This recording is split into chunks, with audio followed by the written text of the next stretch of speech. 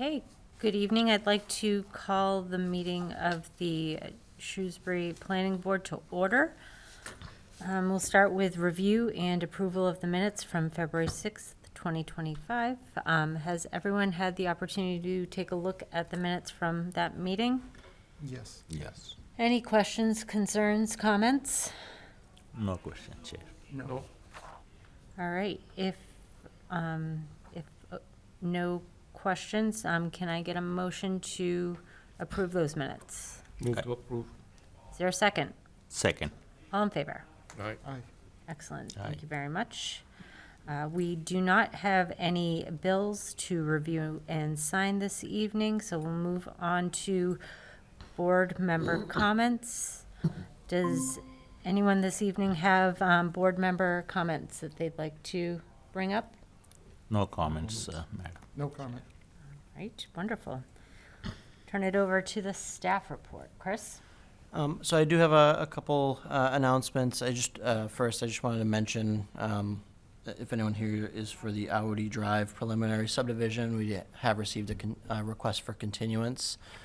So I don't anticipate any action or presentation by the applicant for this meeting. So I just wanted to put that out there early. But Appreciate that. Yep. When is that getting continued to? that'll be for the April 3rd planning board hearing. April 3rd. Cool. Sorry about that. Thank you very much, guys. Fatherhood. Thought we had one. So then, for the staff report, I just wanted to, I put that in the drive for everyone. I just wanted to call your attention to the grants that I think are important for this month. We're in full swing for kind of grant applications and setting that as we kind of do our budgeting with town meeting upcoming. So just really wanted to call out the community one-stop grants that we're doing, as well as the DLTA applications that we have.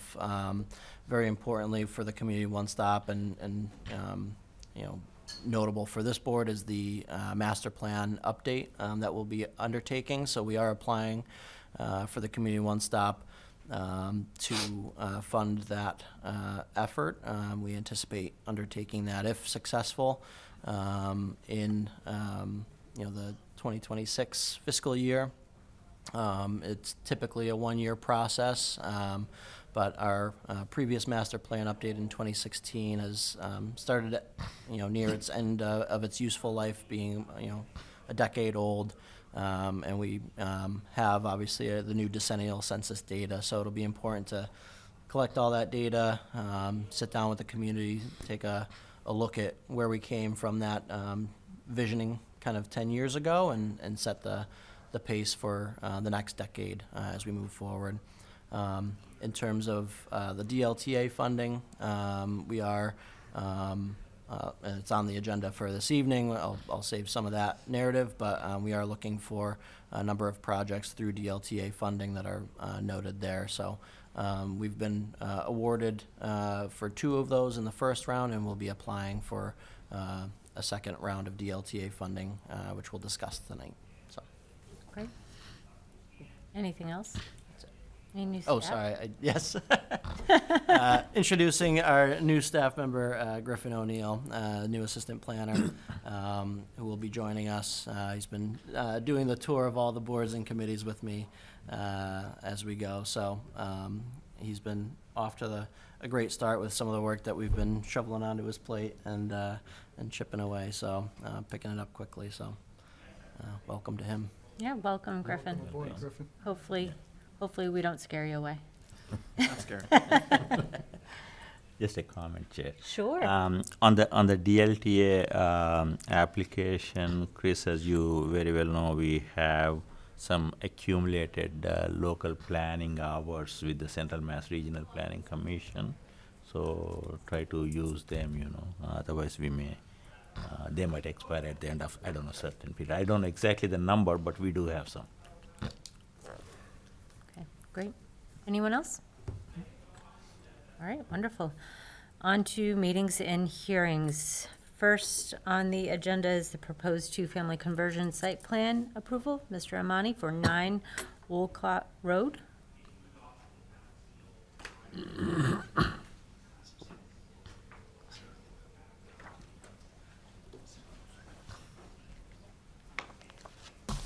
Good evening.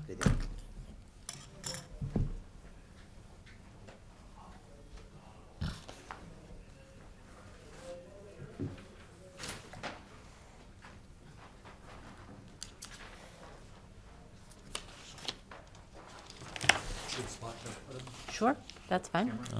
There is an easel over there if that would be easiest for you.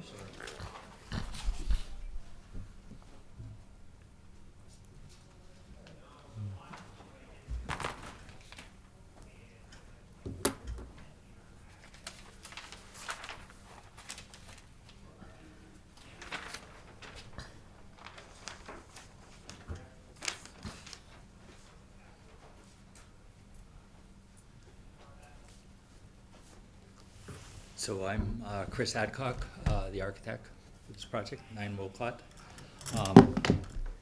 Essentially, we are a single-family dwelling, and we're requesting permission to go for a two-family conversion.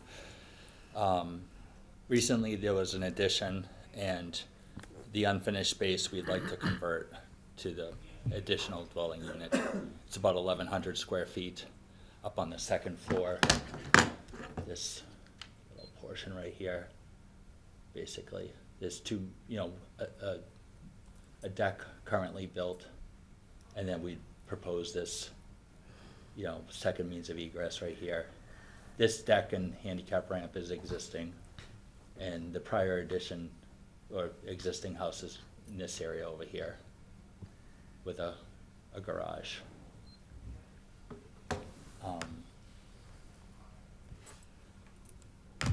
What else would you like to know?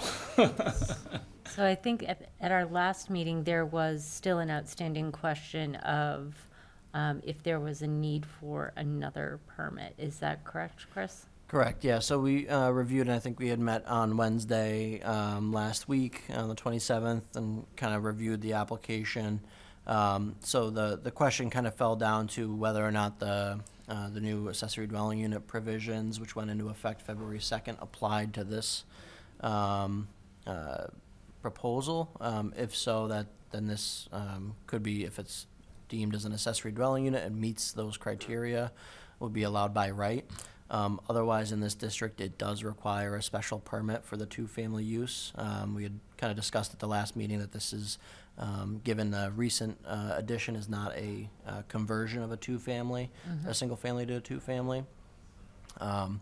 In addition to that, there was a couple of, cleanup items in relation to the floor area ratio calculation that's required, as well as the engineering comment that needs to be resolved in terms of the sidewalk encroachment. So I think those are the outstanding items. I do know from that meeting that we had with the applicant and their engineer, I think there's been progress on that, but we're still awaiting that information that I think is necessary in order to draft a adequate draft decision. Okay. So floor area ratios, that's maybe something we can answer today. Okay. Okay, so I don't know if you have the floor plans. Do you have a set of plans in your computers? Yeah, if that's the version that was in the building permit, I pulled those over for the last meeting. So we Okay, have it. the first floor is 1981, and the second floor is 420, 460 plus 10, 17.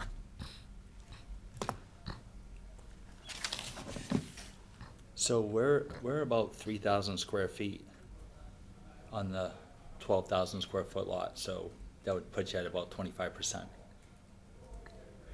Chris, is that the entire building? That's the, the finished areas.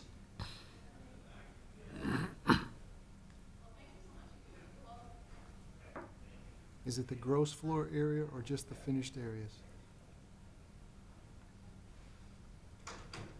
Thought it was gross floor.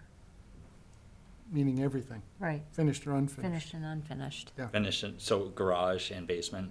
I believe so, right? That's, And any sheds, any other buildings on the lot.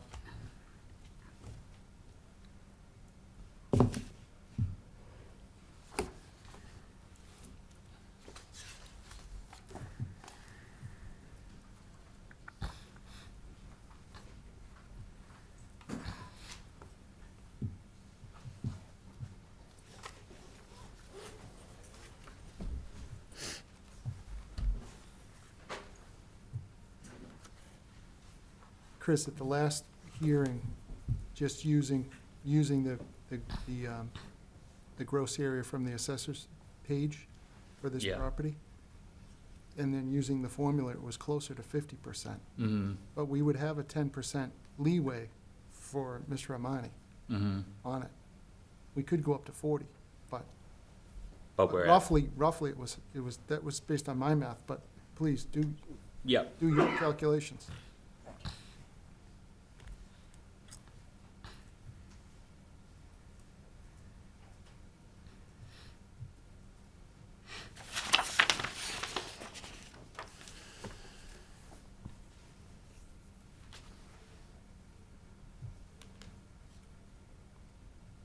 what is the assessor saying?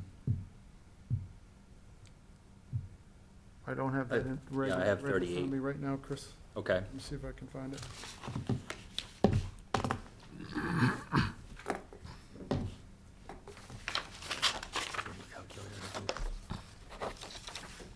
So that,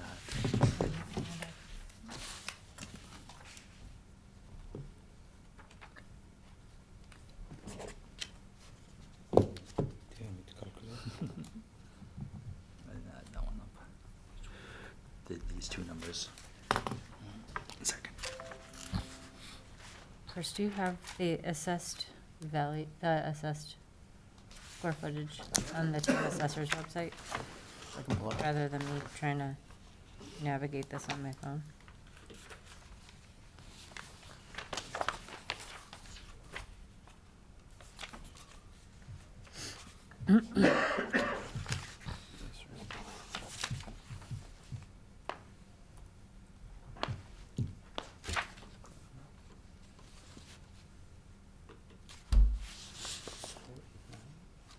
Yeah.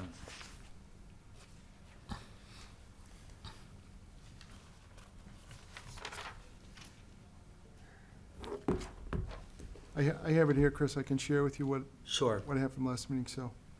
The lot itself is 0.28 acres or 12,197 square feet. Mm-hmm.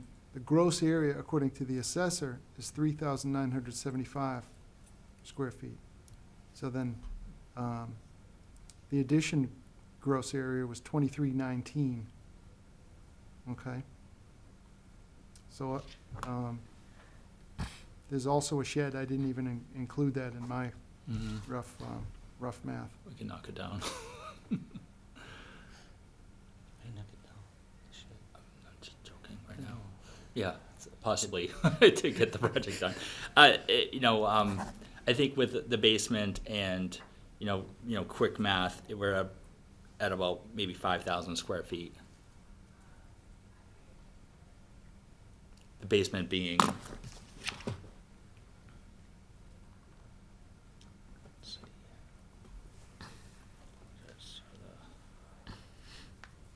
see. This common area, this Unit A area, 1163 plus 489. Yeah, I don't know, you're not running a calculator right now, but, Yeah, I had, just following the assessors, Chris, I had 6294 62, as the gross floor area, okay, 6,294. okay, And divided by the lot size is 50%. 0.51, yeah. Mhm.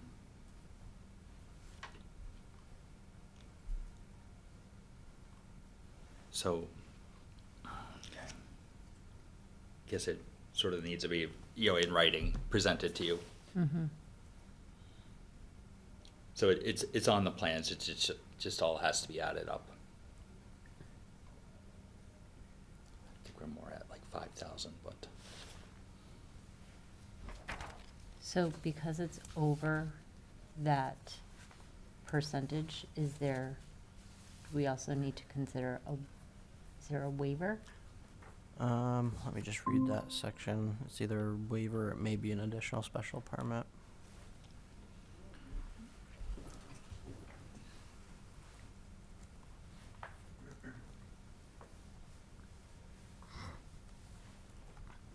Page 70, number 11.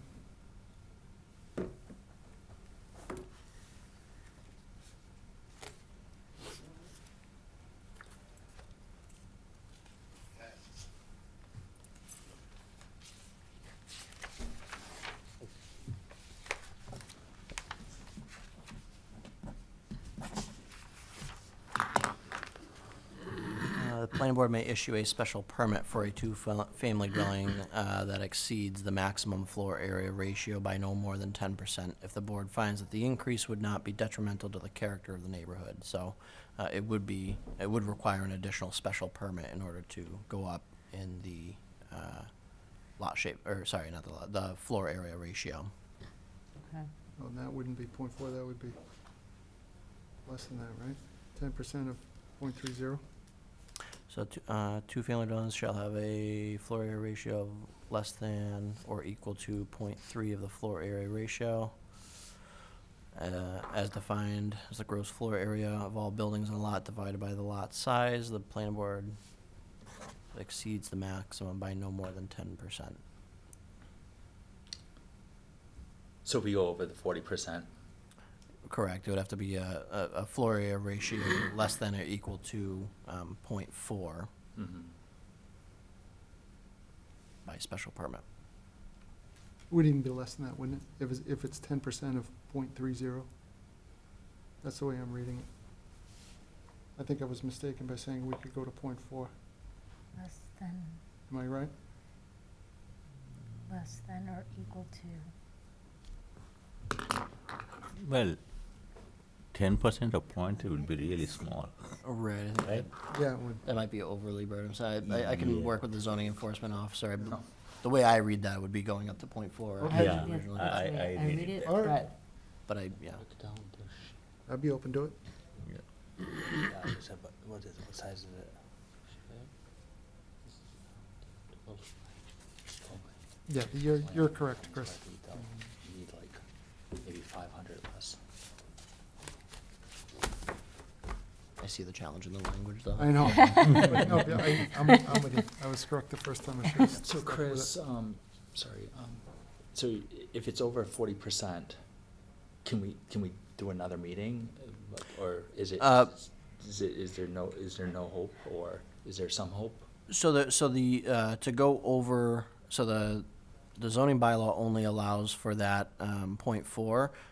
You would be able to pursue a variance to go above that. Already going over the- You're going from 30 to 10, to 40.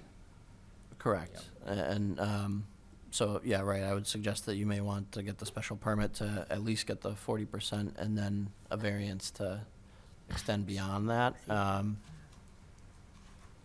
The variance is a very high bar to meet, but it is presumably possible. And that's what the state, Hmm? and that's what the state. No, zoning board of Oh, appeals, zoning, yep. Okay. Yeah, it's I think it's not detrimental to the area, and that's where we went to the 40%. You were comfortable with using that, that factor possibly for the next hearing, right? So that is a separate special permit. We haven't advertised for that, so it would be a separate application. Okay. Okay. But we can talk about that perhaps offline. Mm-hmm. All right, so at this point, it sounds as if we're going to need to continue this hearing until the April 3rd meeting, if that makes sense. I guess Okay. Any other before, questions? And you want to pursue that, for now?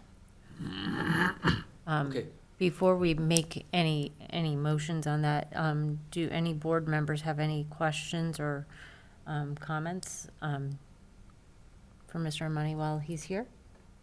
No questions from my side, ma'am.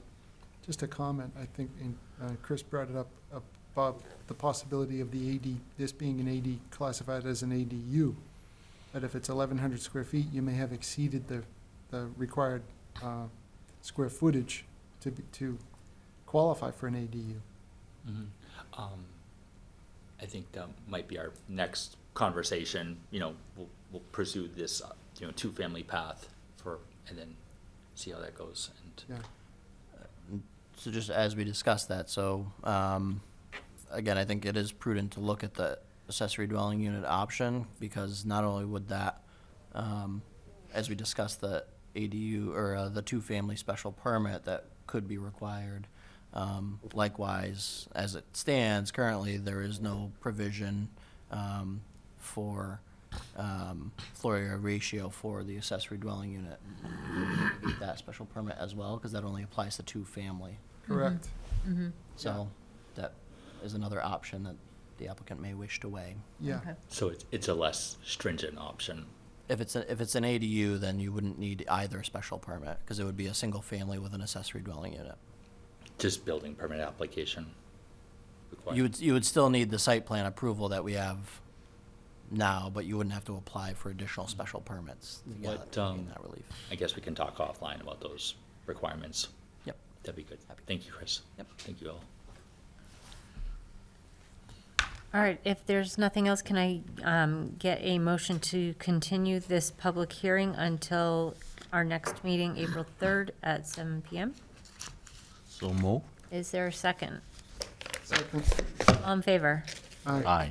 Great, Thank thank you you. all. Thank you very Have a much. good evening.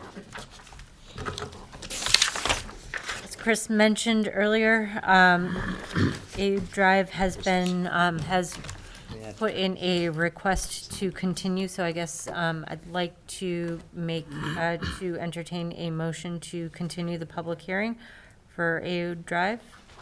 I make that motion. Is there a second? Second. All in favor? Aye. Aye. Excellent. Next up, we have Lake 20 LLC for 193 Hartford Turnpike for site plan approval.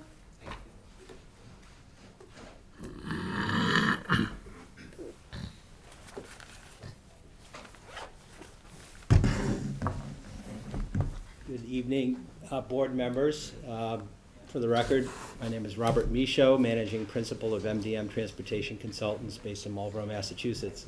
Attorney O'Neill will be joining us shortly, but I'm going to roll into the materials that were requested by this board a couple of months ago. So with that, I'm going to do a share screen. If I could have the ability to, or the rights to do that, Christopher, that would be great.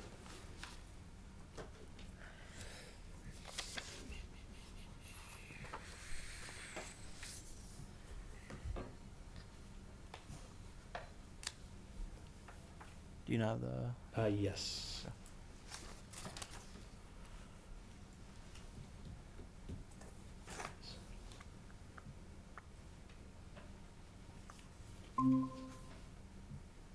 Great, thank you. I'm going to expand this so that it's more readable. So last we were before the board, we had reviewed all of the transportation characteristics of the project, and the remaining question that the board had really was related to the access along Route 20 in particular, and whether or not Mass DOT, as the permitter of the driveways there, would have any reservations about allowing left turns on Route 20. It was also a concern that was raised by Demoulas, our neighbor across the street. Since that time, we've had the opportunity to meet with Mass DOT, both the Boston and district offices, to talk about the access and any concerns that they may have as we're going toward that permitting process. So what I'd like to do is recap what was discussed at that meeting, which occurred on January 9th. It did relate to a redesign of the driveway in Route 20, which I think achieved one of the principal concerns or objectives that was expressed by Demoulas.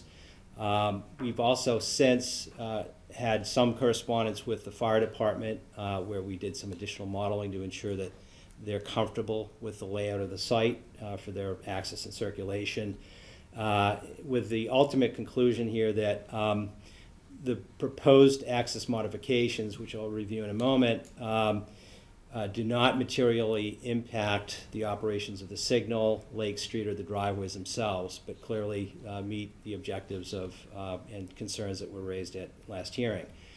We'll conclude by saying that all of that will be tied together with a commitment to post-occupancy monitoring, as was the case for Demola's when it went through its local review and state-level review processes. So we're taking the same path that our neighbors have in that regard. It's not showing up on the screen. It's showing up on my screen, Christopher, but not on the screen that the board can see. Should show a site plan, the original site plan. You're in the same window. Yeah, let me try sharing again, and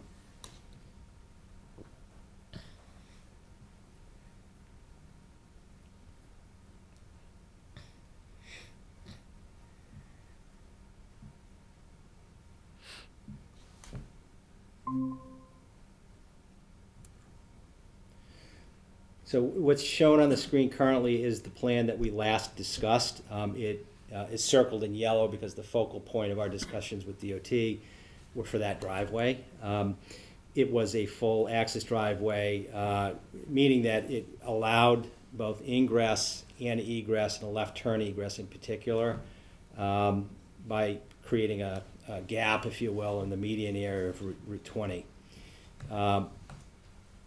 Since that time, that driveway has been redesigned so that it only functions as a right-in, right-out functioning driveway. Right? It's also shown in this yellow circle.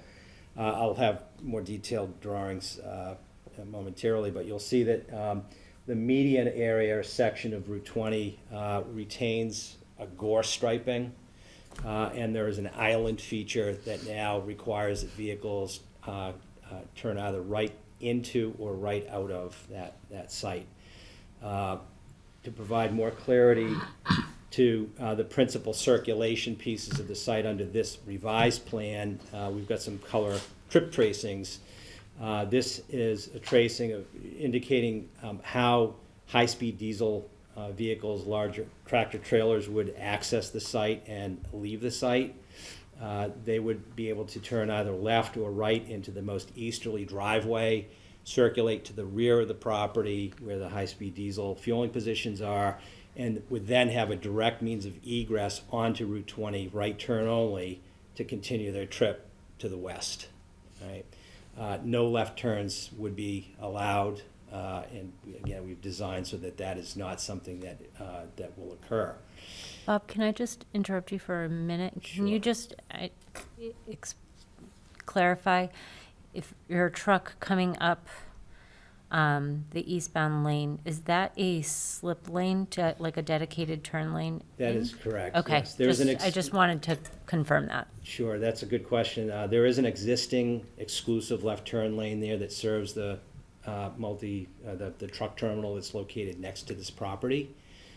This plan would extend that exclusive left turn lane a bit further than it's currently in the field, and that's what's shown here. Okay. So you can properly turn into that exclusive lane, decelerate, make a left turn to get to that. Okay, thank you. Now, this is an auto turn model that actually shows that movement by WB67, the largest potential vehicle that might actually access the property. So everything's been properly dimensioned for that larger vehicle type to be able to sweep to the back and then to leave that central driveway to continue west. And you'll see that there are concrete apron areas that are designed as part of the driveway that would allow for those sweeps to occur for those larger vehicle types, but would clearly indicate a narrower travel path if you're a passenger vehicle. The other component of this circulation has to do with how the driveway function works. If you wanted to go through the drive-through facility, your principal means of doing that would be, from that more easterly driveway, either through the exclusive left turn lane or as a right turn movement in. That would lead you pretty directly to the rear of the site again, where you'd be able to access the drive-through facility and then again leave right turn only on Route 20, or alternatively go back out to Lake Street, depending on what your destination is. The fuel convenience mart and the car wash will rely principally on the central driveway. That's the most direct means of getting to the fuel pump positions, the convenience item store that's on the site, the restaurant that's on the site, as a right-in or right-out movement. The Lake Street driveway does afford the ability for folks who happen to be headed to Route 20 to be able to easily get into the property, to get a car wash, to get fuel, and then to leave again. The Lake Street driveway, as I've indicated to the board in the past, is a low-volume driveway that was subject to peer review. The amount of traffic that is going to be using that is going to be principally pass-by related traffic that is already headed to or from Route 20, either to go to Demolers or to go to either Worcester Way or back to Route 9. So that driveway serves an important function for sure. It allows you more direct access to the property if you're headed to Route 20, or to get into the site from Route 20 and then to continue your trip up Lake Street if you want to do that. But it will be a low volume driveway. As it relates to fire access, I mentioned that we had correspondence from the fire department. Their only concern with, or question really, on the site layout and circulation plan had to do with the Lake Street driveway and the ability to get the larger vehicles, the tower vehicles, back out onto Lake Street without unduly affecting the opposing traffic, having to sweep wide into that lane. What this is a model that shows that fire access can occur from the Lake Street side easily. So there is a direct means of access from local street systems into the property. You'll be able to circulate entirely within the property without any problems. And when leaving the property, you'll have an option either to use the Route 20 egress, which is the most direct way of getting back out of the site. If you're in an emergency response, you've got the tower vehicle, you're going back to the station, that's most likely where you would make that turn. You could also continue on Route 20 to get back to Lake Street, which is designed for those types of vehicle movements. The Lake Street driveway does provide the ability to be able to leave the site directly if the fire department so chooses to do that, and there's adequate maneuvering area to be able to sweep through that driveway without encroaching on the opposing travel lanes. So we believe that we've satisfied all of the commentary that the fire department has provided to date. Just to recap, this is a project that is principally going to draw pass-by traffic. It would be highly unusual for someone to make a trip exclusively and solely for the purpose of getting gasoline or getting a car wash or going to the drive-through facility. Most of those trips are pass-by. They're drawn from an existing commuter trip if you want to get a cup of coffee or a convenience item, or if perhaps you're going grocery shopping, you want to get a car wash either to or from your trip to the grocery store, this is where you'd most likely do it. Now, what's shown on this screen are the new trips. These would be trips that someone decides, I want a car wash and I only want a car wash, or I only want gas. These are the trips that would relate to those types of trips. And what you'll see here that they're fairly modest volumes, particularly on Lake Street.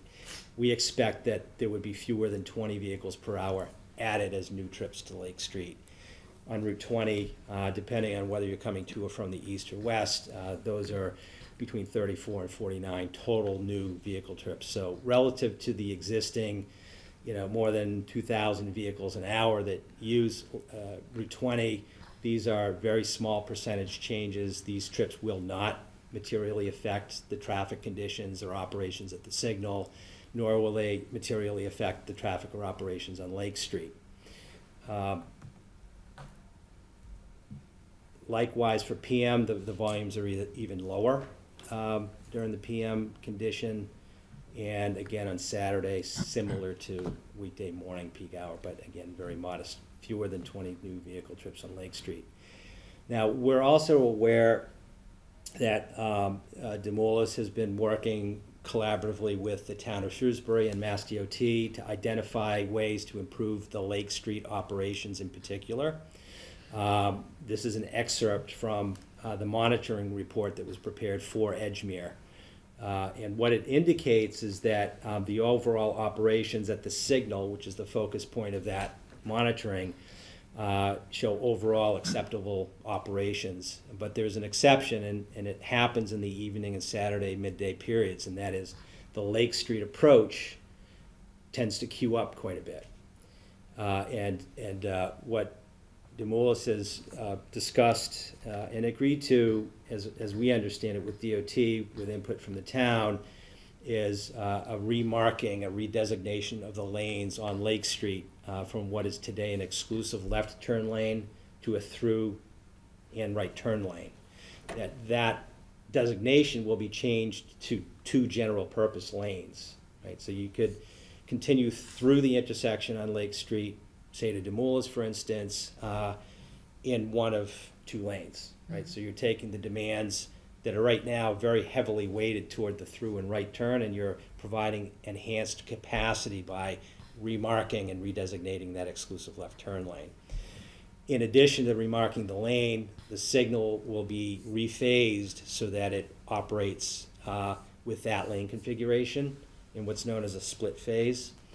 And this table, which on the far right of the table would indicate the preferred option that I just described, would increase the capacity of the Lake Street approach. It wouldn't entirely address the queuing issue that happens in the evenings and midday periods, but it would be a substantial enhancement and reduction in the amount of queuing that currently occurs on that approach.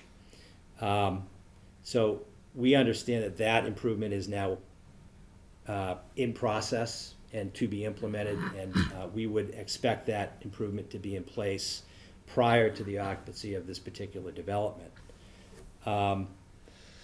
With that said, the amount of traffic that this project is adding to Lake Street, none of these levels of service or queuing conditions would materially change as a function of this project.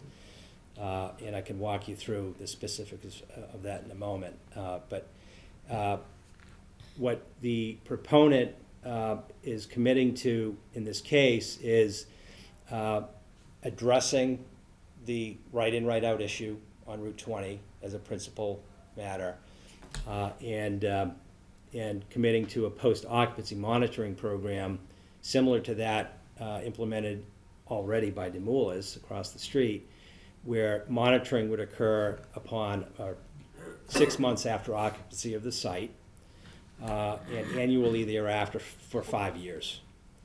That is a requirement that is common to projects that undergo state-level review and Mass DOT permitting, as did Edgemere. The purpose of that monitoring would be to confirm the trip activity and the patterns associated with the use that have been documented and before this board, and that have also been subject to peer review. And to also document the actual operations and the safety characteristics specifically of the driveways for the site. Those monitoring reports would be submitted both to the town and to Mass DOT, and to the extent there was a material impact of the project either on safety or operations, that there would be corrective measures to address those issues. For instance, if the observations and monitoring indicated the regular occurrence of left turn movements from the driveway on Route 20, which would be difficult to do under this design, but not impossible. Corrective measures would be discussed with Mass DOT at that point, and could include, for instance, the placement of features within Route 20 that physically precluded left turn movements from occurring. Those types of features do not exist anywhere along Route 20 currently. We don't believe that they'll be necessary in this case, but they will be identified and discussed to the extent they're appropriate, and if they're needed under that kind of a scenario. The Lake Street driveway, we have always anticipated to be a low-volume driveway. Its operations have always been identified as operating at level of service D or better. We do not anticipate that there will be a negative influence to the signal by folks who opt to use that driveway to go to Demola's after their trip or to continue to the east, particularly for the left turn movements. But this type of monitoring, which is entirely consistent with what Demola's is committed to, is also a commitment of this developer, right? Just to give you a sense of what the volumes are on that driveway, I'm not sure that you'll be able to read this closely, but you'll see that this is a schematic drawing of the weekday morning peak hour. You'll see in this upper corner, that's the site driveway, which is, opposite the 171 Lake Street driveway. We're expecting there to be about 70 vehicles making left turns during weekday morning peak hours, when Lake Street is not and has not been an issue. That approach in the mornings works at level of service C. Queuing is not extensive in the morning, easily accommodated. Our analysis shows level of service D or better operations for that, as well as the signal, as has the Demola's monitoring report findings. When we look at the weekday evening peak hours, that same left turn movement is about just over 40 vehicles, a vehicle every 2 minutes making that turn. Not a large number, again, ample capacity, very little change at the signal and the Lake Street approach to the signal itself, almost entirely wash of trips, actually. Again, recall that most of these trips are pass-by related trips. They're not new trips. And finally, on a Saturday, we expect there to be about the same number of left turns during midday hours, about 40, a vehicle every couple of minutes. So with that, MDM finds that what's being designed currently, which does address the principal concerns that were raised by this board and by Demola's, have been appropriately discussed with DOT. We expect that following local approvals and completion of the MEPA process, that the formal access permit process will begin, in which DOT will formalize and allow the construction of those driveways. We're confident, having met with them, that they'll be on board with that. So I'm glad to answer any questions that the board might have. I just have a couple of quick questions. One, so when are you anticipating to be complete with MEPA? The single EIR was filed in mid-February. That is a 30-day process plus a 7-day, probably is about a 37-day process. So I believe that we should be receiving a certificate on that by the end of March. And that subsequent to that, we would petition Mass DOT for what's known as a Section 61 finding, right? Section 61 finding simply memorializes the mitigation commitments that the applicant would have. Mm-hmm. And that would include everything that I've just described for access, as well as transportation monitoring, and a commitment to any countermeasures that would be appropriate based on that monitoring. Okay. And the other question, this is just from a historical piece.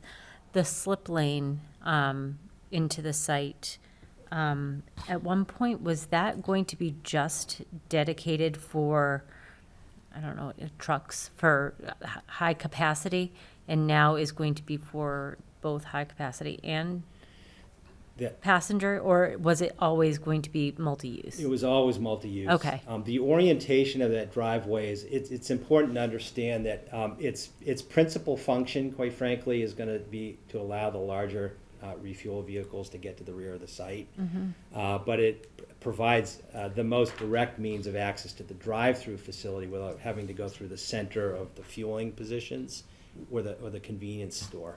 So its principal function was the truck access and circulation, but it does have a very important function as it relates to getting to that drive-through facility. It allows that trip activity to circumvent other aspects of the site before exiting the site. So it's, but it is for both passengers and passenger vehicles and trucks. Okay, thank you for that clarification. And just one question for Chris.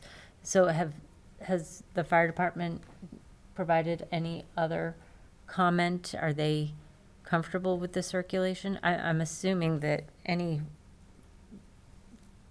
apparatus that is coming is probably going to come from Centec, right? So they're going to be most likely using that slip lane into the site, but was there any other comment that came back from them?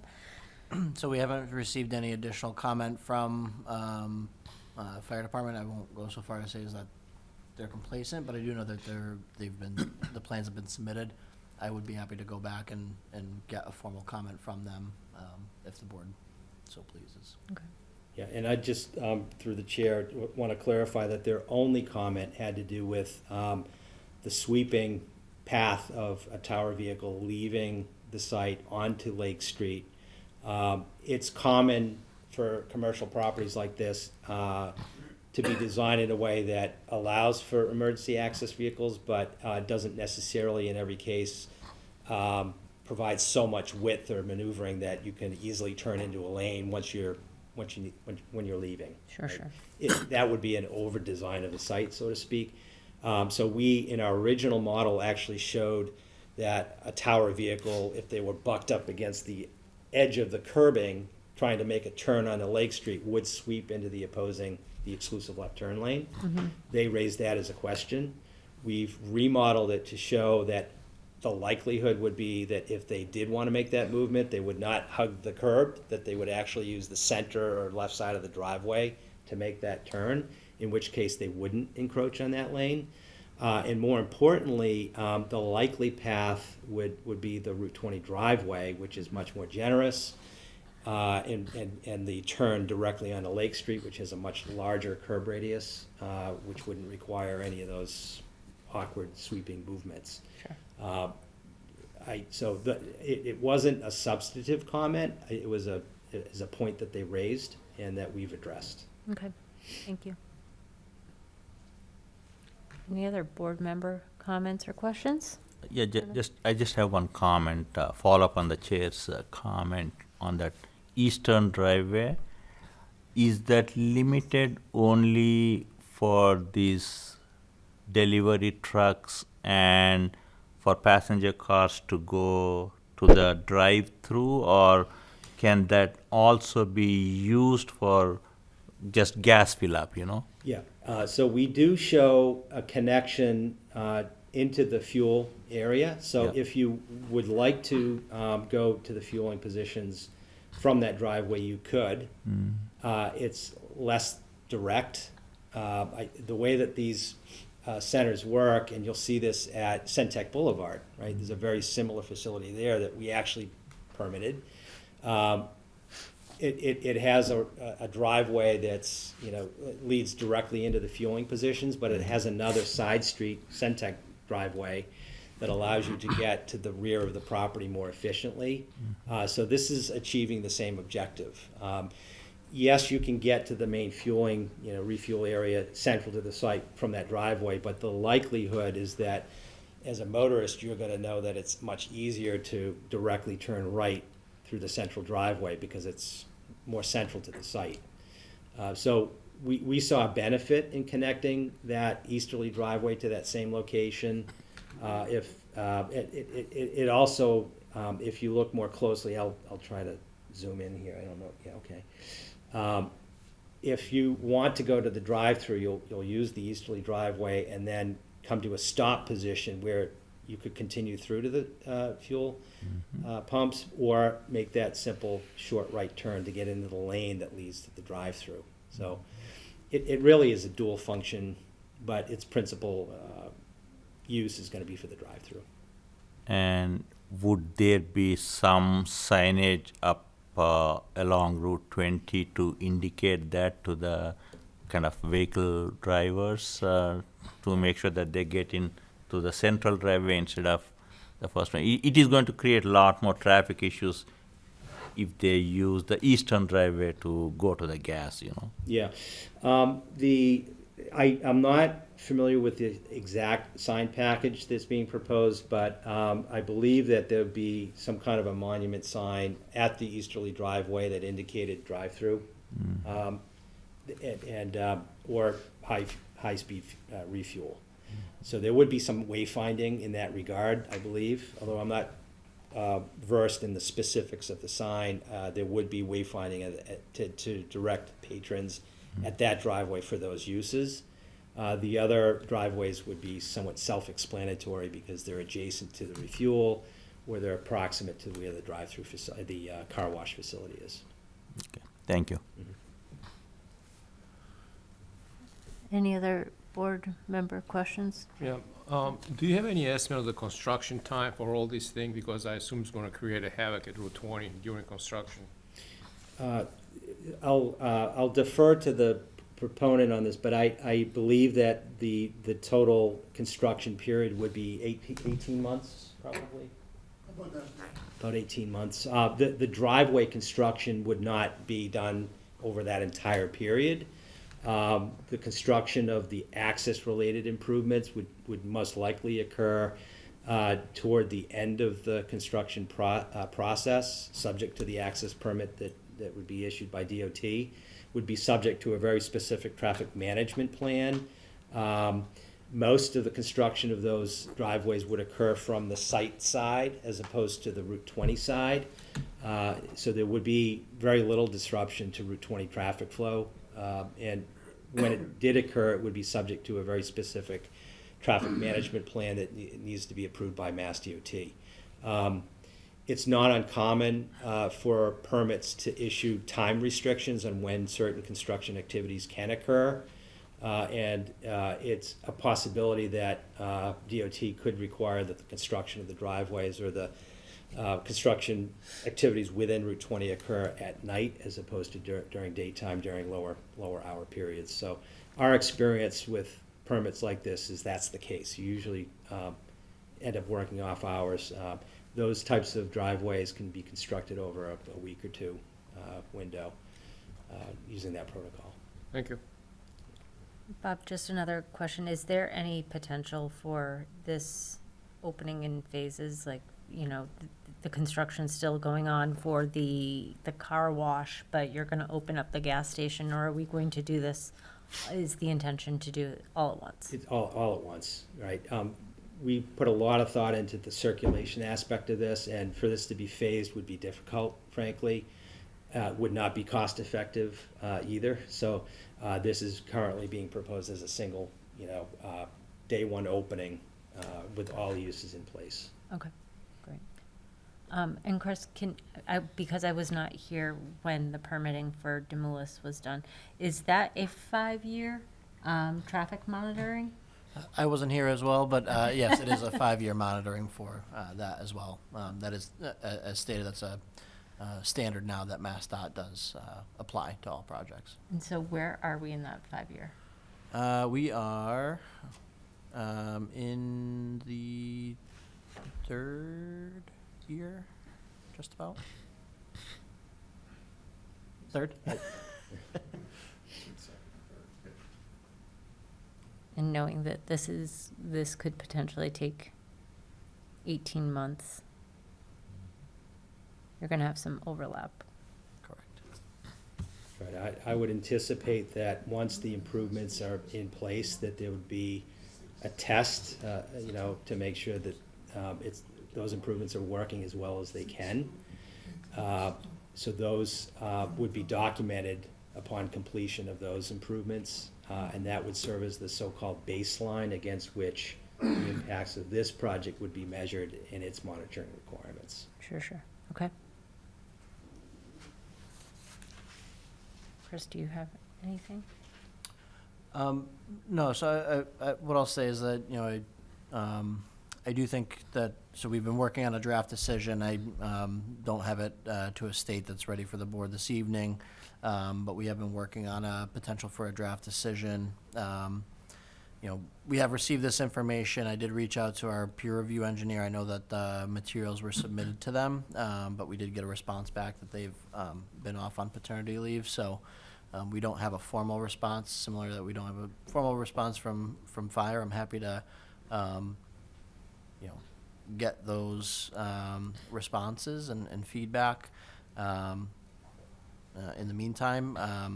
And I'm happy to continue to work on that draft decision. I do think that we are at a stage we could likely have a draft decision for the board and the applicants and, you know, any other interested party to review, and we could potentially get that out, you know, early next week, which would give a lot of time to kind of hash out any of the details and give a, you know, a peek at some of the, you know, conditions and what we're looking at. So I think that might be prudent. I'd suggest we could keep the public hearing process open just to collect any additional information that sometimes shakes out. But that would allow us to, you know, continue on and with the timeline that we have before us tonight, and hopefully, you know, get everything wrapped up for the April meeting. Sure. Yeah. I think that's a good idea to keep it open until next meeting at least, because in the meantime, I'm sure MEPA decision will come out. I don't expect any major thing on the traffic part, but if there should be some, at least that can be incorporated in as additional submittal, and then we can accordingly draft our decision. Yeah. Okay. At this point, I'd like to just open it up to members of the public wishing to speak on this particular matter. Good evening. Good evening, Madam Chair, members of the board. Jared Fiore on behalf of Demoulas Supermarket from Prince Bell. And with me this evening again is Carmine Tomas of Demoulas and Mr. Rob Nagy of VHB. We were here before you and commented last December, I believe. And at that time, we had two major concerns, one of which has been partially addressed in that time concerning Route 20 driveway exit and the left-hand turn.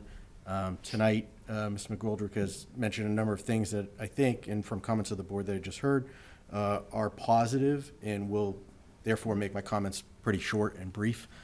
We do still have outstanding concerns, though, even with the state that the project is in and what's being proposed. Certainly with the left-hand turn out of that middle driveway onto Route 20, we appreciate the applicant taking the steps to withdraw that. We do have some concerns about whether there could still be inadvertent left-hand turns or people attempting to skirt the signage there and the rules, and so we'd like to talk further about what implementations can be put in there to restrict it even in greater detail. But our second major concern still involved the egress and ingress on Lake Street there with that driveway, and how that affects the queuing onto Lake Street, how it affects the traffic signal that exists there with Route 20. Certainly that concern, in some respects, has been now elevated because of the restriction of left-hand turns onto Route 20 from that middle driveway. How does that now affect customers that are going to the site, attempting to leave, and forcing additional volume over to that Lake Street exit, and in particular, attempts to make a left-hand turn onto Lake Street there? As Mr. McGoldrick has mentioned, it hasn't been peer reviewed. We think that's an appropriate measure that has to be taken before the board takes any steps. As you know, the responsibility of the board is to make a determination about safety, in particular town streets. I understand Mass DOT has now weighed in some respects as to Route 20, but respectfully, that's a state road. And now this is forcing additional traffic, likely onto a town road. And so you can't put the cart before the horse, so to say.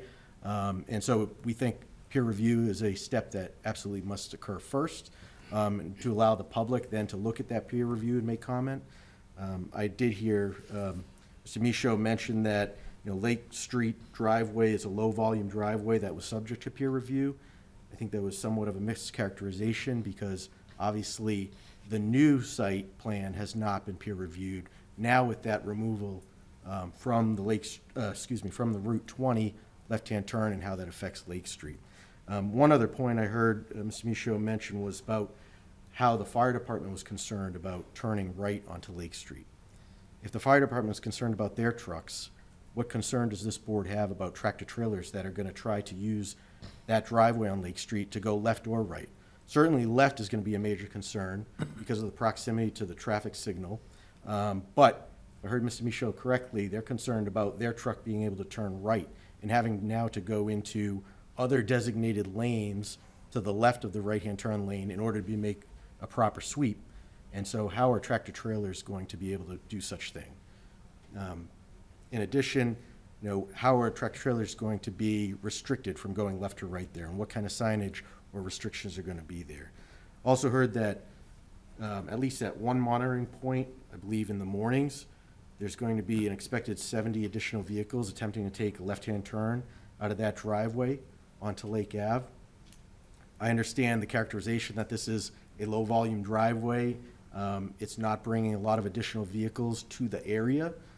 That might be true, that additional vehicles are not coming to the area, but what doesn't exist today is vehicles trying to go in and out and affecting that Lake Street Route 20 interchange. So 70 additional vehicles, some of which may or may not be tractor trailers. How is that affecting that light, that signal, the queuing there, and the backup that will occur? 70 vehicles, respectfully, is obviously more than one per minute in an hour. So those are some of the concerns we have that still remain. In addition, with any proposed conditions, we'd like to see them in writing first to be able to have the opportunity to comment on them or to provide additional suggested conditions. And so respectfully, we'd ask that this be continued to a further date so there's an opportunity to have those things come to fruition. I believe if Mr. Nagy has any comments, I'll turn it to him now. We're all set. Okay. Thank you very much. Thank you. Yeah, through the chair, I might just comment that we appreciate the question about tractor trailers using Lake Street. It's physically not possible for a high-speed diesel vehicle to even get to that driveway based on the circulation patterns that we've identified. But we appreciate the concern and would, in response to that, say that signs restricting the driveway from use by commercial heavy, larger vehicles could certainly be placed in a prominent area. But it would be foolhardy for anyone with a larger vehicle to even try to get to the driveway, never mind actually use the driveway as a practical matter.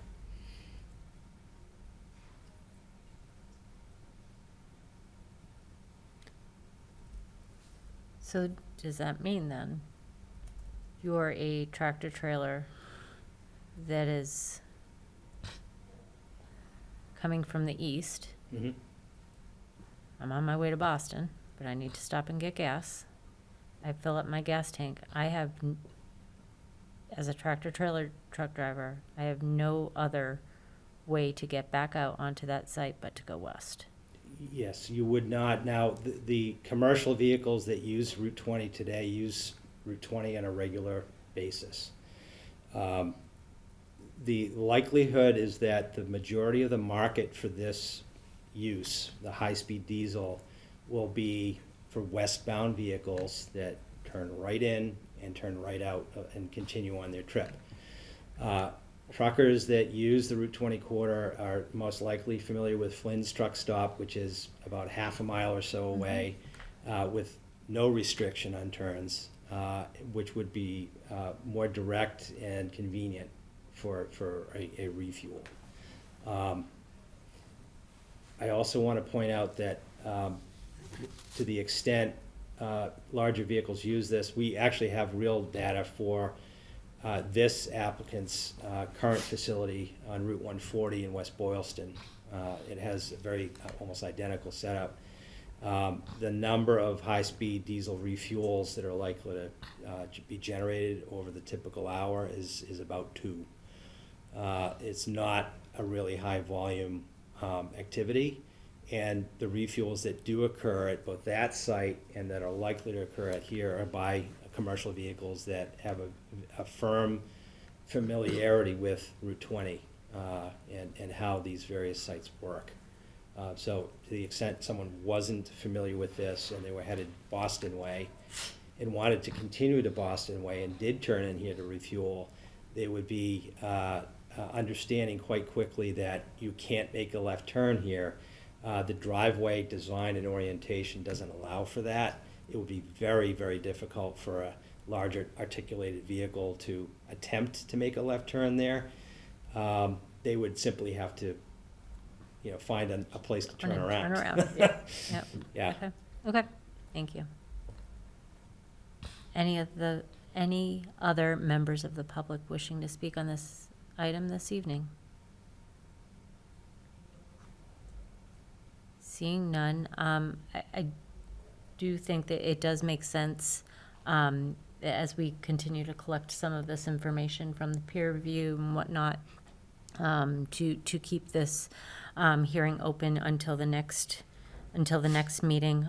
Chris, and as we start to get a decision put together, circulate to all parties so that we can start to really kind of get into the details of this and make sure that everybody's aware of it before we close up everything. Everyone is? Yep. All right, so I guess with that, I'd like to entertain a motion to continue this public hearing until the April 3rd meeting at 7 PM. I move that the proposed gas station site plan approval Lake 20 LLC be continued to the next planning board meeting on April 3rd, 2025. Okay, before we move on that, good evening, how are you? We, Sorry, I'm a little just to bring late. you up to speed, we were just about to continue the hearing. Oh, okay, I all don't right. know if there's I got here anything, just in time. I don't know if there's anything that you wanted to address this evening, but, No, I mean, if you, so I don't know what I missed in terms of presentation, but is this, I know that, are you, and they could fill me in perhaps, but is there additional information? So the that's needed? discussion was that we were going to look at continuing the hearing so that we can complete peer review at the town level and continue to collect some additional, any other additional comments or concerns.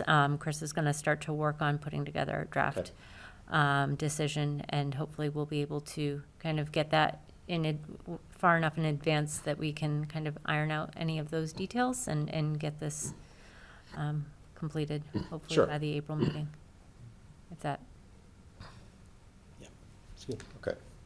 all right, so the motion stands. Is there a second on the motion? Second. All in favor? Aye. All right. All right, Thank you, board. thank you. Thanks. Sorry.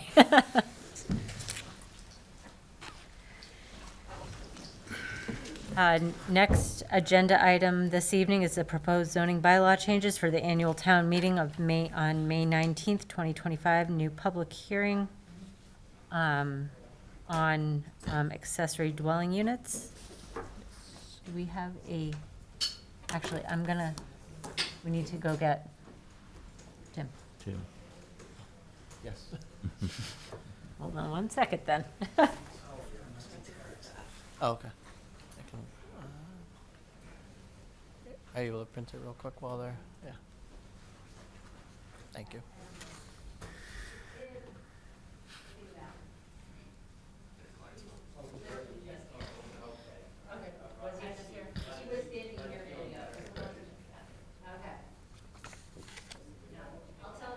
Okay, thank you.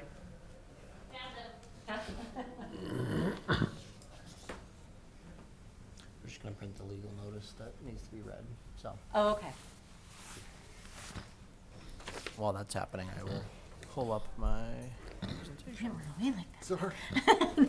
No, they're just going to print out the public notice for you to read for the ADUs. Okay.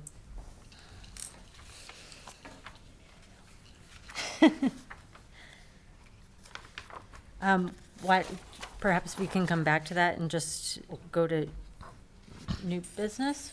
Does that make sense, if that's okay? Yes. Okay, why don't we look at, discuss and vote on the decision for 516 Boston Turnpike site plan approval? Thank you, yes.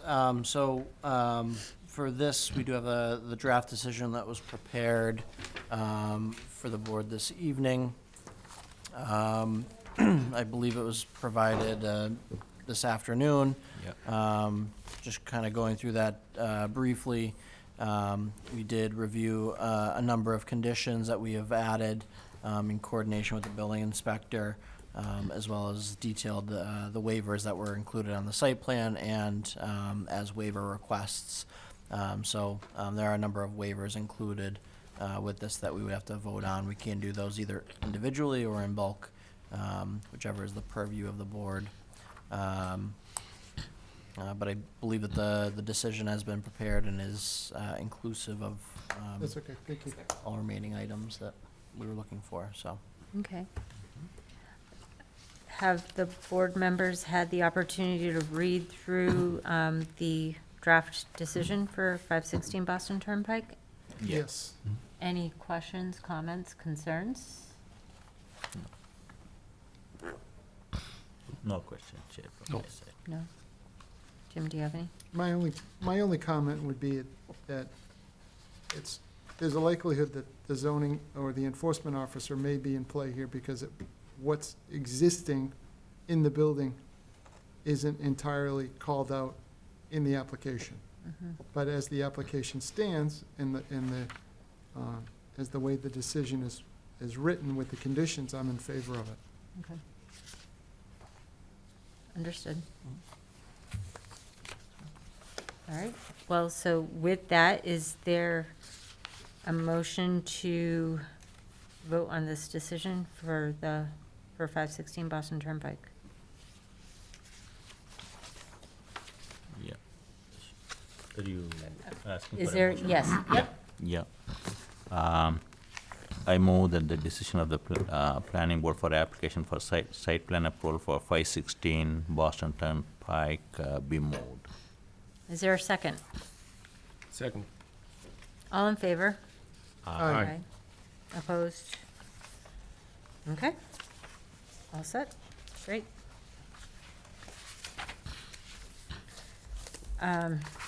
Taking a step back, we'll go to proposed zoning bylaw changes for the annual town meeting, May 19th, 2025, new public hearing.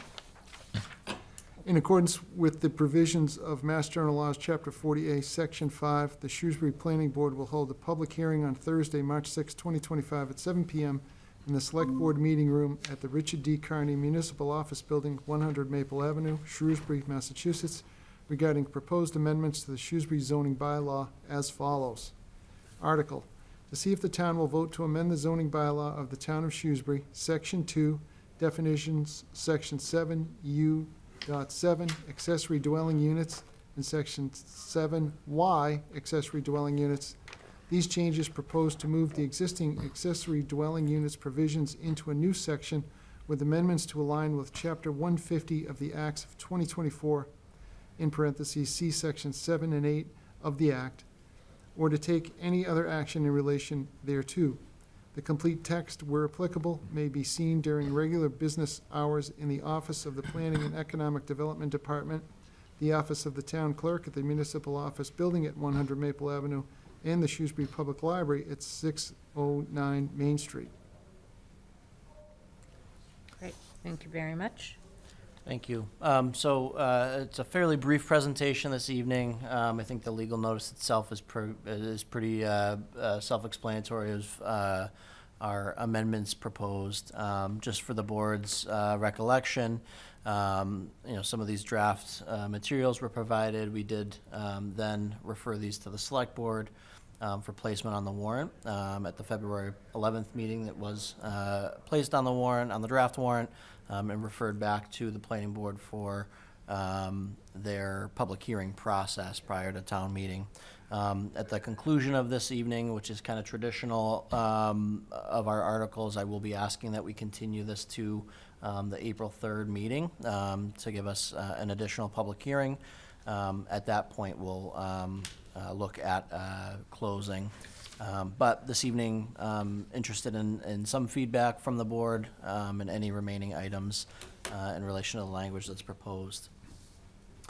As the legal notice states, the article that we have here is primarily to bring our existing accessory dwelling units bylaw, which is located in the town center district, into a new standalone section, which would allow us to be in better compliance with the state's legislation regarding the Affordable Homes Act, which went into effect February 2nd of this year, and allows for accessory dwelling units by right in zones that have single-family zonings allowed.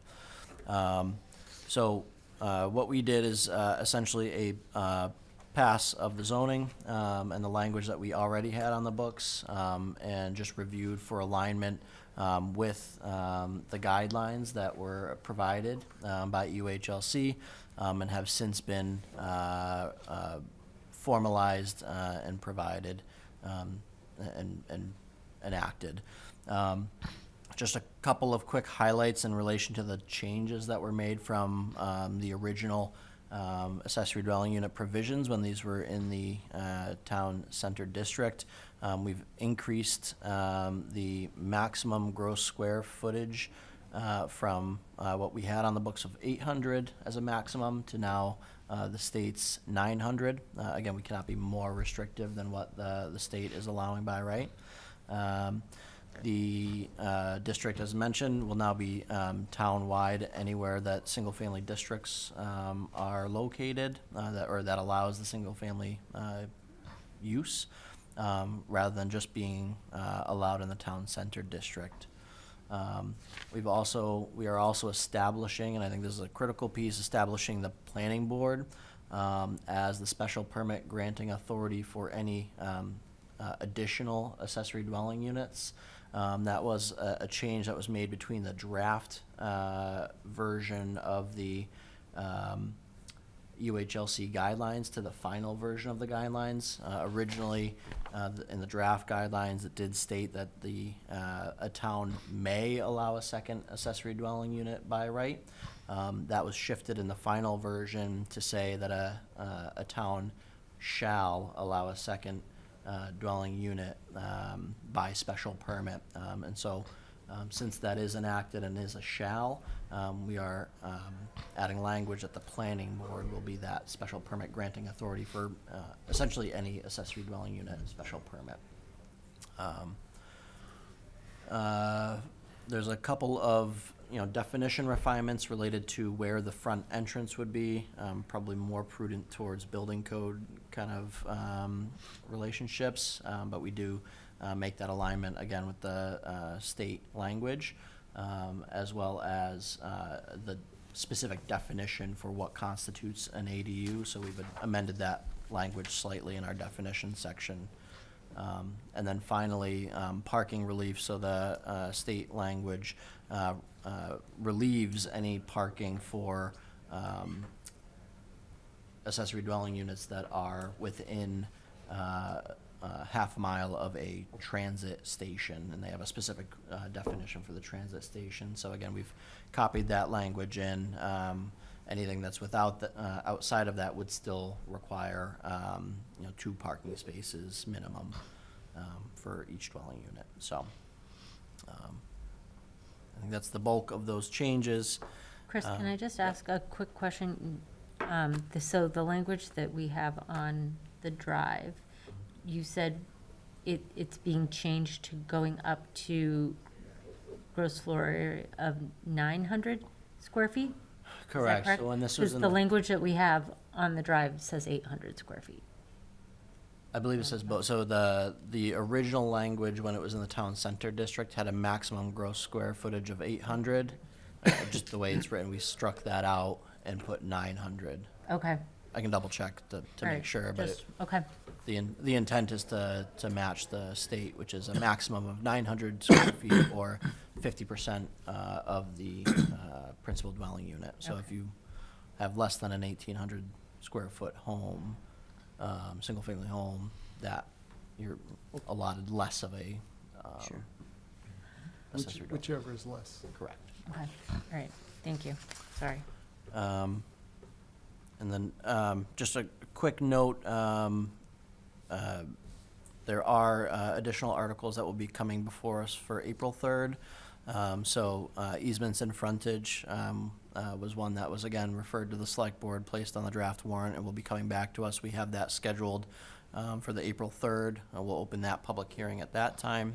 And the Selco underground wires, some of that language is in there. We'll be asking for that to be referred to the select board this evening, to come back to us for that April 3rd.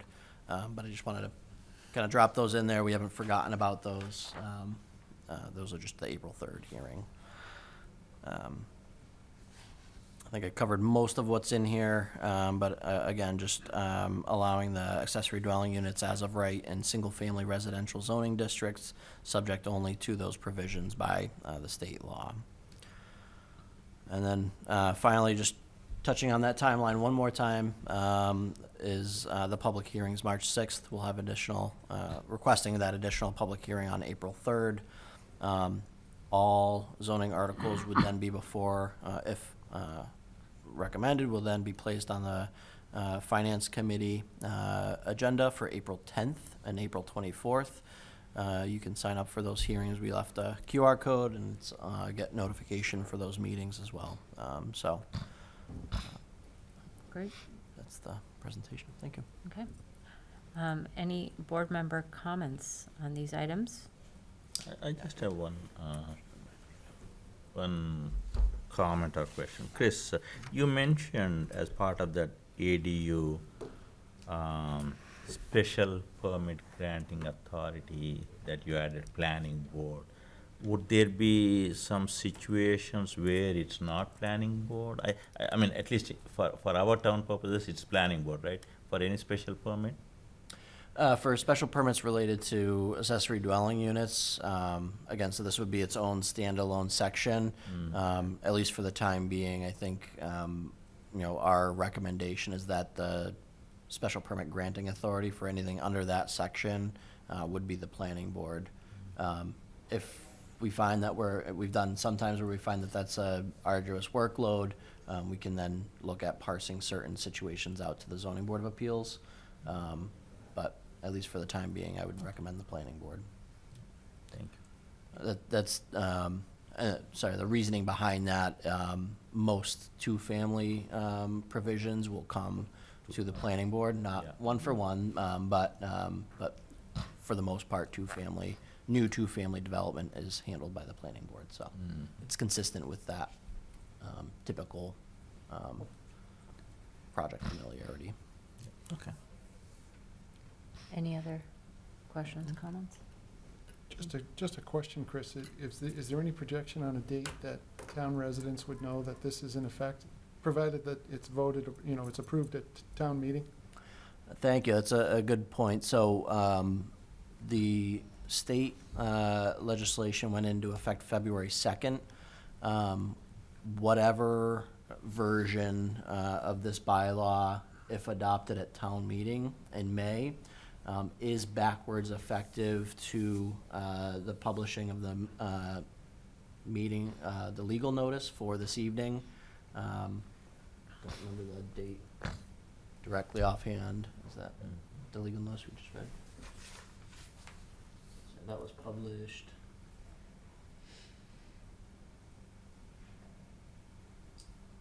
Yes, January 31st. No.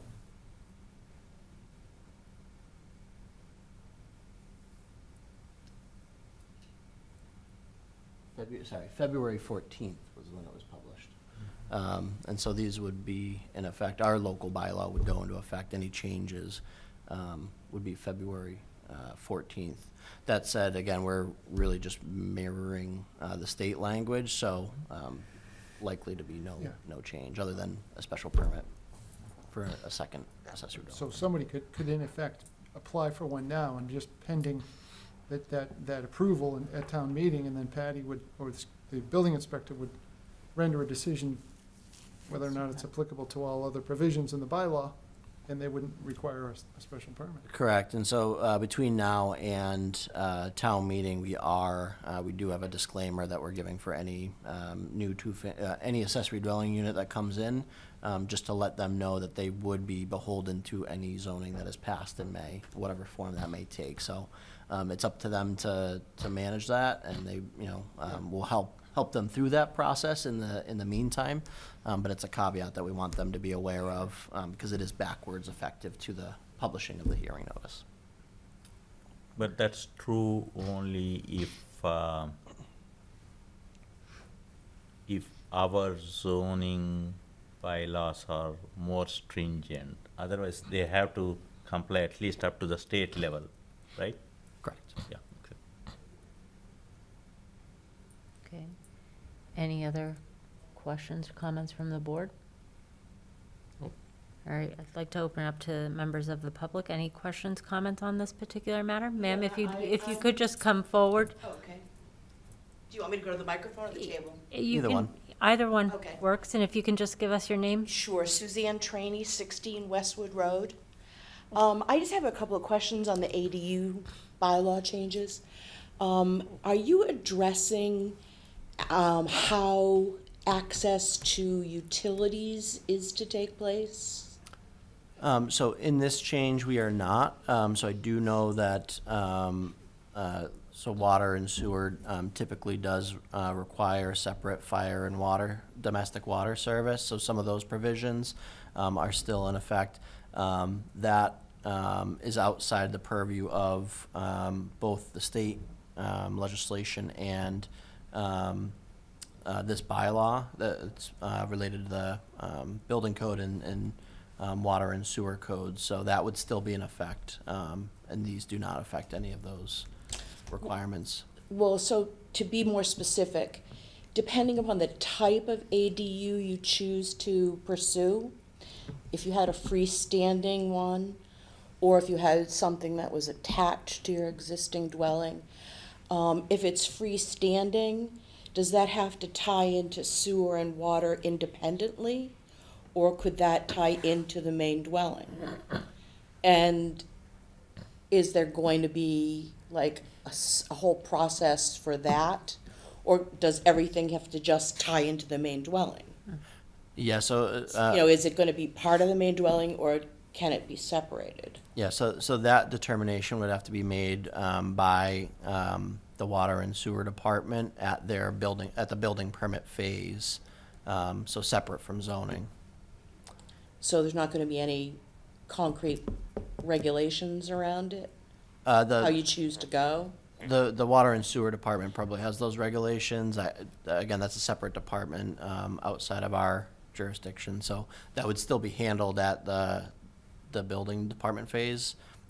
Especially if there's a specific project you have in mind, I would recommend that you touch base with DPW upstairs, and they'll walk you through that as well. Okay, because like if you are constructing a dwelling and you are going to put it onto a septic, right? Then that would be part of the permitting process. You have to prove that you have an approved septic by the Board of Health so that you can proceed with construction of the dwelling first. So if a septic is in place, who's going to make that evaluation of the size of the septic system and whether the ADU could be handled by the existing septic? Does an independent new septic have to be built, added on to? Like, there's so many utility decisions involved here that there should be some guidance to people as to how to proceed. Understood, yeah, so those, Because I think a lot of people, I'm sorry to interrupt, that think that they are just gonna be able to get an ADU permit and build. correct, and that's very much not the case. Right. And that's part of our, we've been trying to give that disclaimer as well, is the, the zoning is much more streamlined by the state's regulations, but all building code, all fire code, all of that is all still in effect, and there is very significant considerations to be had. I know the building department has been having a number of kind of public forums to try and get that information out there as well to the public. So I'd, really encourage anyone considering ADUs to go engage with those departments and make sure that they're aware, especially if they have a specific project in mind. But yeah, so just more specifically to this, to the potential of a septic system. So that would be reviewed by the health department, under the building permit phase. And anything that triggers site plan approval would still, would come before this board for the site plan approval and would require those utilities and septic to be on that plan or a special permit. So again, so if you went for a second accessory dwelling unit, we would certainly require that septic and utilities to be on. I myself am not concerned about the septic. I'm just adding that as something that could be a tripwire, but I'm more concerned about existing water and sewer being able to be tied into the dwelling that's already there, or if you have to have a completely independent water and sewer system for the ADU.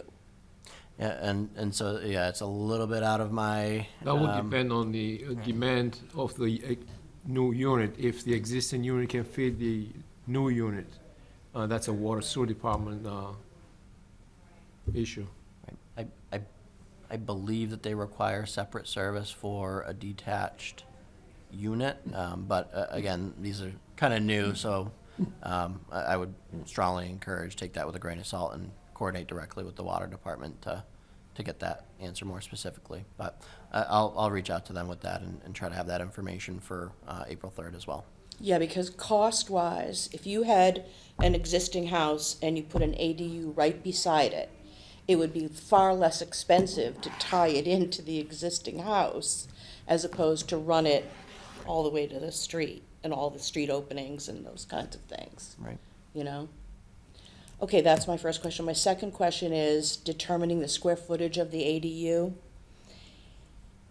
If you have a multi-level house, two-story house, and you have a full walk-up attic, is the square footage associated with the walk-up attic included in your square footage calculation towards the ADU? So yes, the attic is included. Just one minor kind of piece is that it does relate to, it does depend how much of that attic space depends upon the pitch and some of the roof design. And that's, again, more towards building code, but there is some provisions of how much of that square footage, if it's less than a certain height, I believe it's 3 feet, then it doesn't count as living space. But again, that's more towards building code, but a portion of the walk-up attic would be included depending upon the roof pitch. Because everyone's going to want to be going towards getting the most square footage they possibly can for the ADU, so that's going to definitely come up as a possible calculation. Yeah, and I'd be happy to kind of provide some more information on April 3rd, more specifically of how that gross square footage is calculated. And then my last and final question is the setbacks on your lot. How does the ADU affect your setbacks? Yep. So the accessory dwelling unit is going to be beholden to the primary dwelling, the principal dwelling unit use. So for example, if you have a single-family home and you are adding a accessory dwelling unit, the single-family home is the principal dwelling use. And so the accessory dwelling unit, attached or detached, would have to meet single-family unit setbacks. If you're attaching an accessory dwelling unit to a two-family dwelling, that would then need to meet the two-family setbacks for that additional accessory dwelling unit. So there's not going to be any leeway in terms of the ADU's conformance to setbacks? So the ADU would have to meet the existing setback requirements. In that zoning? In that zoning district, with provisions if the existing structure is non-conforming, it's still granted that similar relief as if it's an addition. And is it gonna fall into that same total square footage of the lot buildings are taking up calculation? As you were indicating to the first gentleman who was saying it was gonna be like 50% of his total lot, is the ADU gonna fall under that also? Thank you. It would have to meet the lot coverage requirements. It would not have to meet the floor area ratio under the current draft. Okay, great, thank you, I appreciate you answering my questions. Absolutely. Okay, my main concern is the utilities, like what is the deal going to be with, tying in? Thank you. I'll try to get a clearer answer. Yeah, on some of the because if you specifics, can so. tie into your existing main dwellings and it's a much shorter distance than to go to the street, that's a But financial. then you are confined on the existing units demand more, so you are the secondary now. So they can be drawing water like crazy and you don't have enough pressure for your needs. Well, I would presume that the ADU would have its own hot water heater. No, yeah, I know, but there's only one line going into the main unit. Oh, yes, yeah, Say there's a 2-inch line or Yep. 1-inch line. I understand, Now, yeah. from there, you're gonna go to your secondary unit, and you're really at their mercy, if you will. I understand what you're saying, yep. Yep. My water pressure's pretty good, though. All right, thank you all very much. Thank you very much. Yep. Thank you.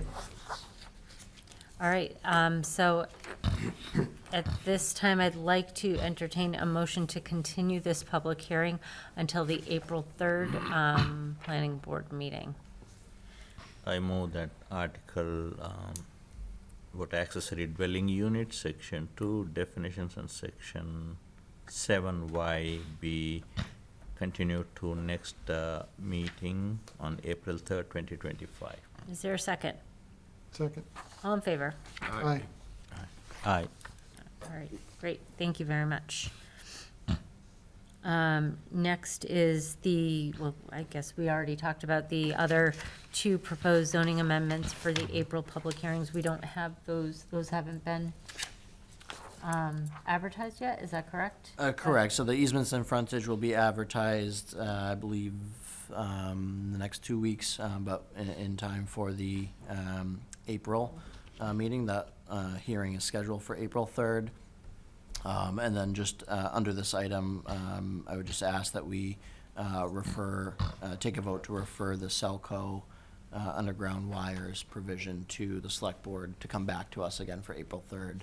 And we have lined up, we'll be submitting that on after their meeting to get scheduled and advertised for the April 3rd hearing as well.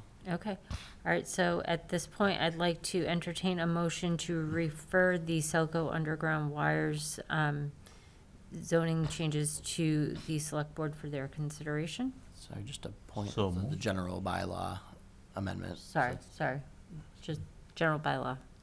So move. Is there a second? Second. Second. All in favor? Aye. Aye. Excellent, great. Yep. Next item is discuss and vote on the draft letter of commitment with regard to the DLTA application for a transit corridor feasibility study. Yeah, thank you. I just want to give a little bit of a background on this. We've included the draft application as well as a draft letter of commitment. We're asking that this letter of commitment be issued by this board. It will go along with a letter of commitment that's almost verbatim that was issued by the select board, as well as an additional one that'll be issued by our office.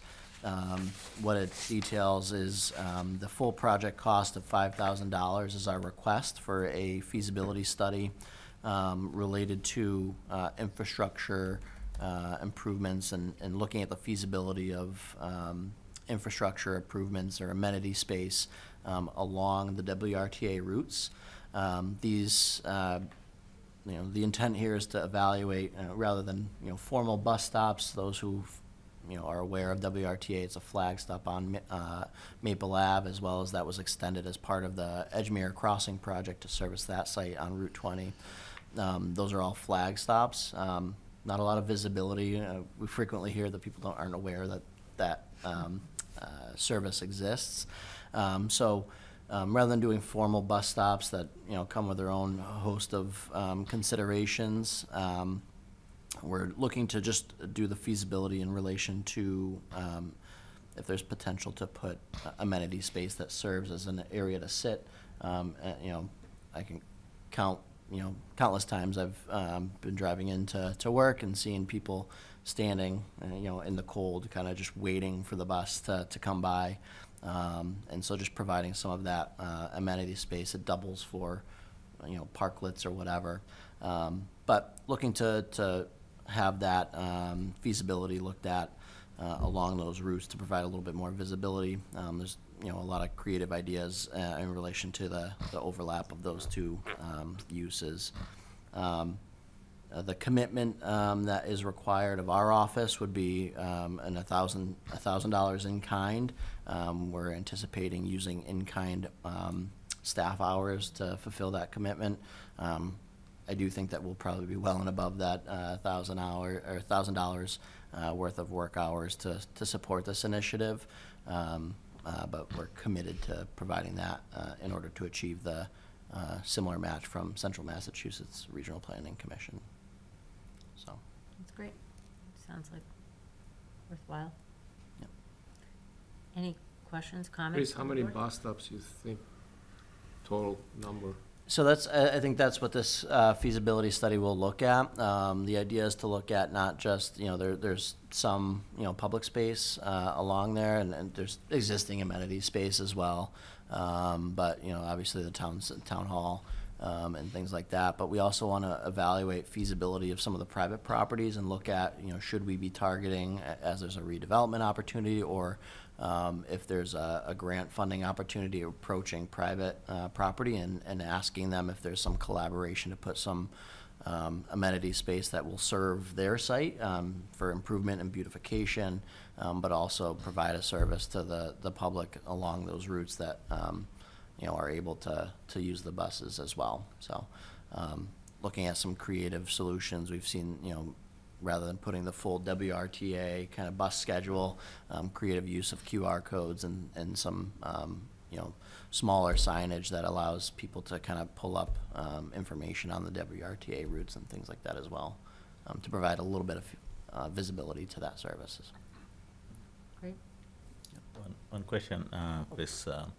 So the in-kind that you mentioned, 20% equivalent, would that be after DLTA approves this request, or can we include the time that you guys are spending now to put together the proposal as part of that 20%, So it would be after that is done. So part of the grant writing, that's a cost our office just does as a normal operation. But again, I think we'll be well and above that. $1,000 a commitment. I think there's significant interest here, and I do foresee being able to do some public engagement, community forums that I think to really see.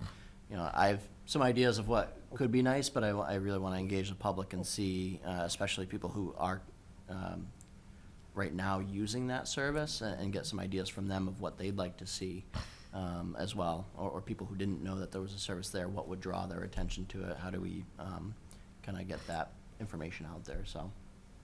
Great. If you want to tap in somebody from the town, John Ostrowski, who used to be the previous Concom chair here, he writes WRTA regularly, and he has been on the WRTA board as Shrewsbury rep, So he can be a wealth of information just in case if you want. Thank you. I think that'd be a great resource to. Okay. If you want some of his information, we'll get him in touch. I'll pass it on. Thank you. Yeah. But it does look like a lot of effort for such a small amount of money that we have to put in, I wish there was bigger part there, for $5,000. But, we'll take whatever we Take what we get, right? Yeah, so Take what we can. yeah. Okay. All right, I guess, so I'd like to entertain a motion to accept this draft letter of commitment to send in for the DLTA application. Is there a motion? I move that. Is there a second? Second. All in favor? Aye. Right. Thank you. Any old business this evening? None this evening. Okay.